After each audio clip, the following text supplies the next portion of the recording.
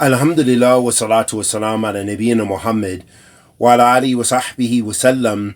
أما بعد أحبتي في الله السلام عليكم ورحمة الله وبركاته. أسأل الله كريم رب العرش العظيم أن يتولنا في الدنيا والآخرة. أحبتي في الله, no doubt, because something that is very important for the Muslim Ummah to grow is the concept of marriage. And the Prophet ﷺ said, Ya ma'ashar al-shabab min istata'a minkum al-ba'a falyatazawwaj. O youth, those from amongst you that are able to marry, then they should marry. And the ability comes down to the physical ability, and it also comes down to the financial ability. Likewise, in regards to the Sahabati Filah, it's very important to look at the whole human being.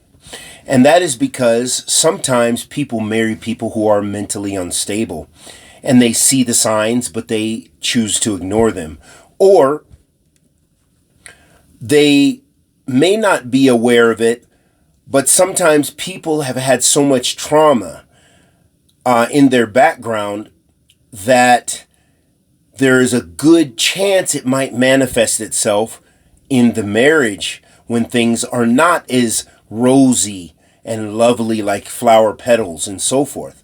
And the Prophet ﷺ mentioned that one of the things and the best of the reasons to marry a woman is due to her deen. Strive to marry the one for her religion.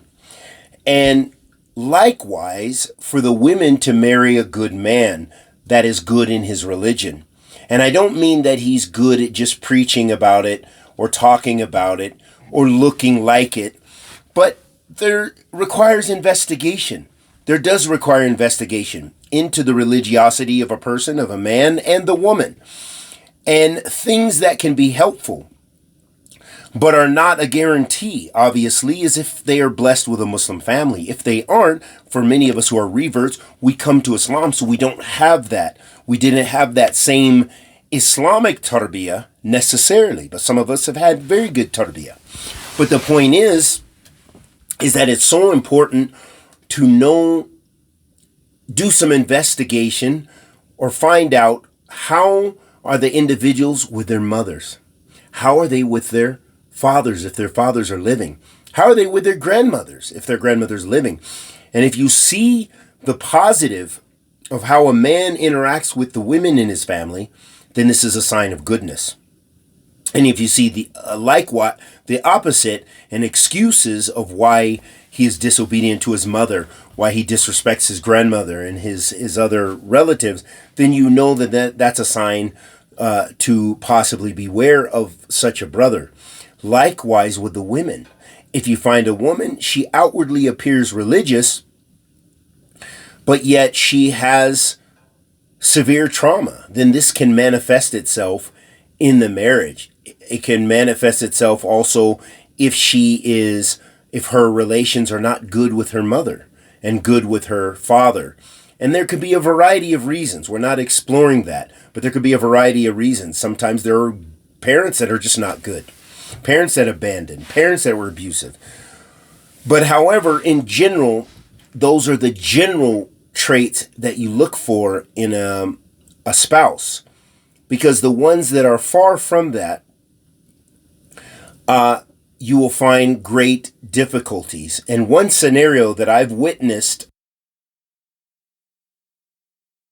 from America and the UK and from Britain and so forth, traveling to places like Yemen and other places, and marrying women that may have some good, but not really doing the investigation part as well. And some of those women themselves have been through trauma. And then it becomes a disaster when there is a divorce. There are women who abuse children. There are women who cut off and try to keep the man away from the children.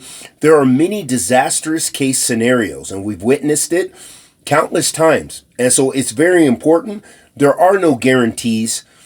Yes, marriage can be scary, but it is not something we should scare ourselves away from. It is our only way for going forward as a nation and for us living holistic lives as human beings, as Muslims, because all of us need partners need a partner, or for men that may need more than one partner. This is okay and beautiful.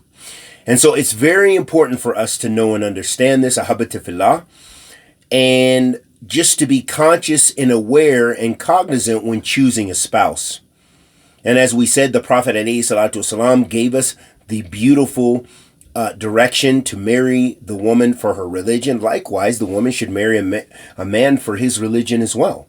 And Prophet ﷺ also told us about the disaster and the chaos and the fawda that erupts in societies due to refusing proposals of good, righteous men. And lastly, I want to mention is that with all of this that I've said, just my little ijtihadat or something like this, but it's very, very critical, as we've seen it from tajriba, kathir.